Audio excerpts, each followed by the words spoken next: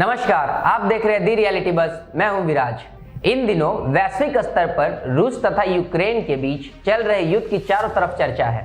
ना रूस पीछे हटने को तैयार है और ना यूक्रेन हार मानने को।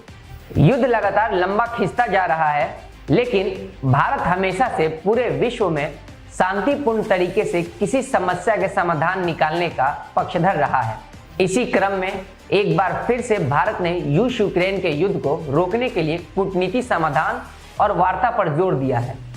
भारत की इन बातों से साफ है कि इन दो रास्तों पर ही कदम बढ़ाकर युद्ध की लपटें शांत की जा सकती है। हालांकि यह कोई पहली बार नहीं है जब भारत ने रूस और यूक्रेन के बीच वार्ता की वकालत की हो। युद्ध शुरू होने के बाद से ही भारत इस बात पर जोर देता आया है कि दोनों देशों के बीच बातचीत कर कूटनीति समाधान के जरिए मामला सुलझाना चाहिए। लेकिन विडंबना यह है कि जंग के मैदान में कोई किसी की सुन ही नहीं रहा।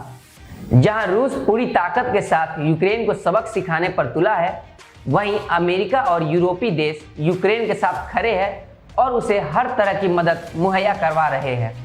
इससे यूक्रेन का भी मनोबल बढ़ा हुआ है। हालांकि बीच बीच में ऐसे संकेत भी मिलते दिख रहे हैं कि दोनों देशों के बीच बातचीत का रास्ता बन सकता है, लेकिन रूस की तरफ से परमाणु हमले के इस्तेमाल की धमकियां और पश्चिमी देशों की राजनीति सारी उम्मीदों पर पानी फेर दे रही है। दोनों देशों के बीच जंग चलते 9 महीने हो चुके हैं, इसलिए यह सवाल हर क्षण महत्वपूर्ण हो जा रहा है कि जंग को रुकवाया कैसा जाए। विदेश मंत्री एस जयशंकर ने मॉस्को में अपने समकक्ष सर्गेई लावरोव के साथ मुलाकात में एक बार फिर यही बात दोहराई कि यह वक्त युद्ध का नहीं है। आपको बता दें कि प्रधानमंत्री नरेंद्र मोदी ने भी रूस यूक्रेन जंग रोकने की अपील करते हुए यही बात कही थी। इसमें तो कोई संदेह नहीं है कि युद्ध की वजह से यूक्रेन तो तबाह हो ही चुका है, रूस की भी हालत खराब होती जा रही है। लेकिन इससे भी बड़ी संकट यह है कि युद्ध की वजह से दुनिया के कई देश आर्थिक संकट में फंस गए हैं। रूस यूरोप के ज्यादातर देशों को तेल और प्राकृतिक गैस देता है। इसके अलावा यूक्रेन और रूस दोनों ही गेहूं के बड़े निर्यातक हैं।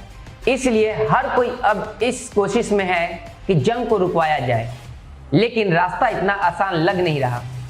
रूस के साथ भारत के रिश्ते दुनिया से छिपे नहीं हैं।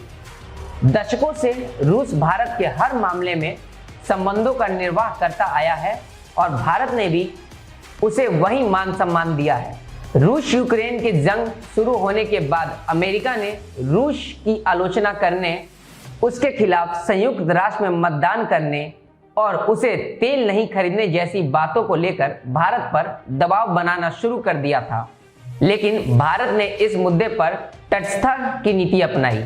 अभी भी मॉस्को में अपने समकक्ष सर्गेई लावरोव के साथ बातचीत के बाद विदेश मंत्री ने यही दोहराया कि अपने नागरिकों को किफायती दरों पर तेल मुहैया करवाना सरकार का मौलिक कर्तव्य है और इसके लिए भारत रूस से तेल खरीदना जारी रखेगा।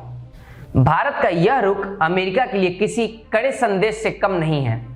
भारत चाहता है कि किसी तरह से रूस और यूक्रेन बातचीत की मेज पर आए और उन आशंकाओं को दूर करे जिससे लग रहा है कि यह जंग कहीं तीसरे विश्व युद्ध का रूप धारण ना कर ले।